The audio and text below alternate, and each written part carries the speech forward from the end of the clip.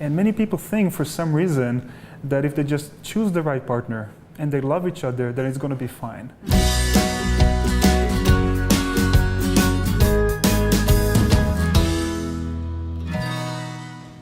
So why do some couples lose their spark? Oh, I like this one. This is actually the most common question I get. And the first thing is that people cannot lose the spark if they ever had it. It's stored in our brain system, our emotional brain system. What people have to learn is they have to learn to nurture it and protect it and use it. And also create really good memories in the beginning. So people don't really lose their spark, they just don't protect it and take care of it. So what does that look like? Like if you're working with someone and you want them to bring it back, what do you do? Well, first of all, you have to make sure there's nobody else that they've taken and gotten another spark with, because you can't work with two sparks at the same time, which is usually when people are asking that question, in my experience. So if that hasn't happened, it's just a question of how much bonding, how much sex, how much time do they spend together, how often do they affirm that they really love the other person, that this is the person they chose, and they really want to be with them. I like that you use the word cultivate, because I like to think about relationship like a garden. Like you have to tend to it, you have to grow it, you have to make it blossom. And many people think for some reason that if they just choose the right partner and they love each other, then it's going to be fine. But this is like putting like an automatic irrigation on your garden and never going back to it again. So you have to do it on a daily basis. You have to make sure that you have the right skills, you have the right knowledge, and that you're putting something into the relationship that make it work.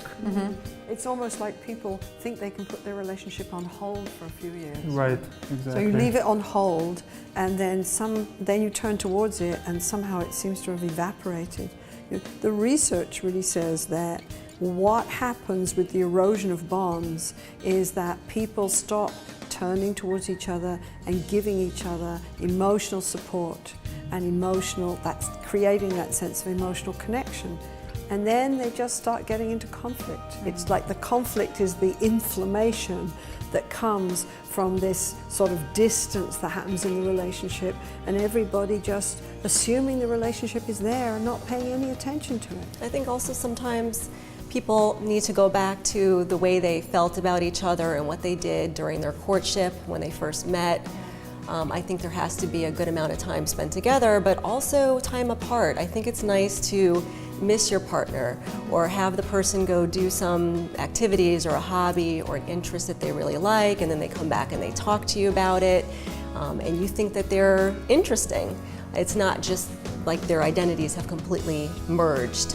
And I think it's a combination. The other thing about that one that fascinates me is that when people talk about spending time together, sometimes if you listen to it, what they're doing is they're focusing on tasks or activities. They're saying things like, well, we spent time together because we talked about what we were going to do with which school the kids were going to go into. And when you're courting somebody, spending time together means that you put your exclusive attention on them. You're kind of emotionally present with them, right? And you just focus on them. So you say things like, how are you feeling about that? Or what's happening for you with this? Or I thought it was wonderful that you did that.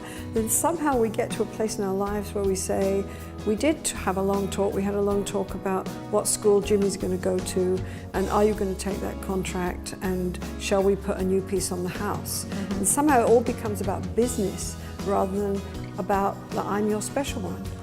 Well, the emotional bond is so important to couples that, Yes. when they meet and they fall in love and there's excitement and the sexual attraction and they get together and they start to become sexual, then they start to bond. Yes. Then as the bond grows, then they become more intimate. So it kind of unravels the same way as people don't spend time, they're not intimate, the emotional bond is weakening, then they stop having sex. And when that happens, it's like, what do you do next? And so it's really, because you have to talk about how much sexual chemistry did they have in the beginning. Well, it was great, but nothing's happening now. And so you have to walk them through all those parts. And the fascinating thing about that is I feel like we live in a society that thinks that sexual chemistry should just kind of be there in the room like electricity, when there's no emotional connection at all. It's like there's no attunement happening. You're not actually meeting to create a spark. There's no attunement happening, but people say, well, I've lost the chemistry, I've fallen out of love. Well, if you don't turn towards somebody and start dancing with them and listen to the music, yeah, you don't feel it. You don't feel anything. You don't feel anything. Why would you feel anything? There's no connection happening. So it sounds like the spark is never really gone. That if couples take the opportunity to look inside themselves, to give before they just expect their partner to do it, have a little cuddle time, get connected again, that they can really bring the spark back.